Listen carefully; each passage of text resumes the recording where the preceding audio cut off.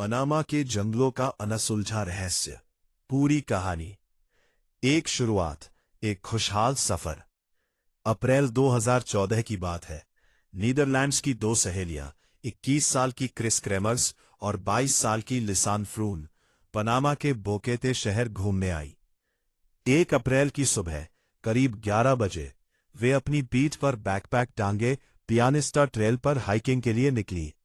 उनके पास उनके फोन, एक डिजिटल कैमरा और थोड़ा बहुत सामान था। दोपहर 1 बजे की एक तस्वीर में वे मुस्कुराती हुई चोटी समिट पर खड़ी दिखी। सब कुछ सामान्य लग रहा था। 2 रहस्यमयी मोड़, मदद की पहली पुकार। लेकिन वे उस शाम वापस नहीं लौटी। जांच में पता चला कि दोपहर 4:39 बजे, यानी शिखर पर पहुंचने के कुछ ही घंटों बाद, क्रिस के आईफोन से पहला इमरजेंसी कॉल 111 किया गया।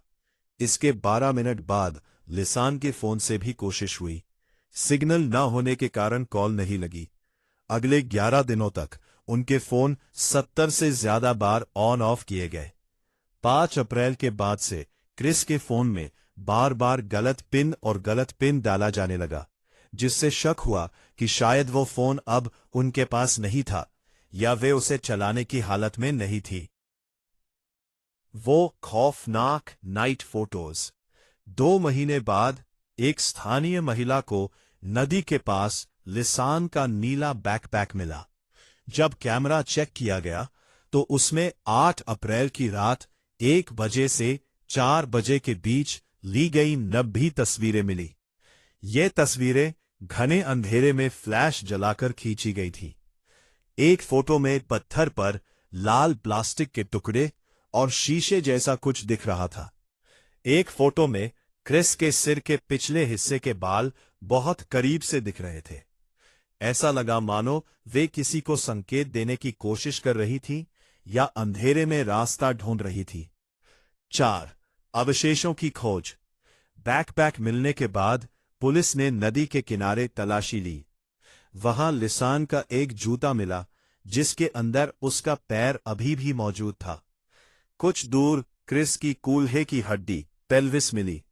अजीब बात यह थी कि क्रिस की हड्डी पूरी तरह सफेद ब्लीच्ड हो चुकी थी, मानो उस पर कोई केमिकल डाला गया हो, जबकि लिसान के अवशेषों पर अभी भी कुछ मांस बाकी था।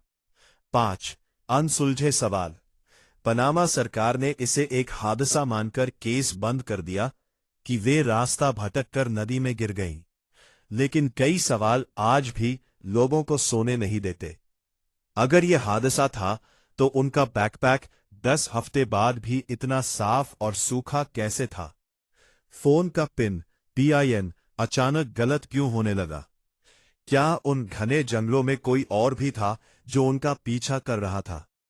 पनामा के जंगलों का अनसुलझा रहस्य। आखिरी दिन की अजीब टाइमलाइन। जांच में यह सामने आया कि 1 अप्रैल की दोपहर 1 बजे तक सब कुछ सामान्य था, लेकिन उसके बाद अचानक फोटो लेना बंद हो गया। सबसे बड़ा सवाल, अगर वे सिर्फ घूम रही थीं, तो अचानक फोटो लेना क्यों बंद कर दिया? क्या उन्होंने कुछ ऐसा देखा जिससे वे डर गईं? 7 फोन एक्टिविटी का डरावना पैटर्न। फोन रिकॉर्ड्स और भी ज्यादा रहस्यमय है। 1 अप्रैल बार बार इमरजेंसी कॉल, 1 बार 2 911। 2-3 अप्रैल दिन में कई बार फोन ऑन, रात में बंद। 4 अप्रैल के बाद फोन कम इस्तेमाल हुआ। 5 अप्रैल के बाद पिन गलत डाला गया। इससे शक होता है शायद एक लड़की मर चुकी थी और दूसरी फोन चलाने की कोशिश कर रही थी, या फिर कोई तीसरा व्यक्ति फोन इस्तेमाल कर रहा था। 8 नाइट फोटोज का छिपा हुआ मतलब। 90 रात की तस्वीरें सिर्फ रैंडम नहीं लगती। कुछ थ्योरी कहती है फ्लैश का इस्तेमाल SOS सिग्नल देने के लिए किया गया। वे किसी खाई या नदी के पास फंसी थी। एक फोटो में प्लास्टिक और कागज को मार्कर की तरह सजाया गया था। सबसे डरावनी बात, फोटो नंबर 509 गायब है। कैमरे से मैन्युअली डिलीट किया गया था। इससे लगता है कि उसमें कुछ ऐसा था जो सच दिखा सकता था। बैकपैक का रहस्य।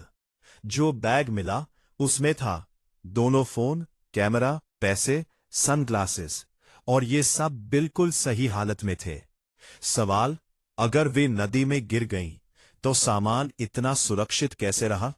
क्या किसी ने बैग बाद में वहां रखा? 10 लोकल लोगों की गवाही। कुछ स्थानीय लोगों ने दावा किया उन्होंने दोनों लड़कियों को ट्रेल के आगे जाते देखा था। कुछ लोगों ने कहा कि वे अकेली नहीं थीं।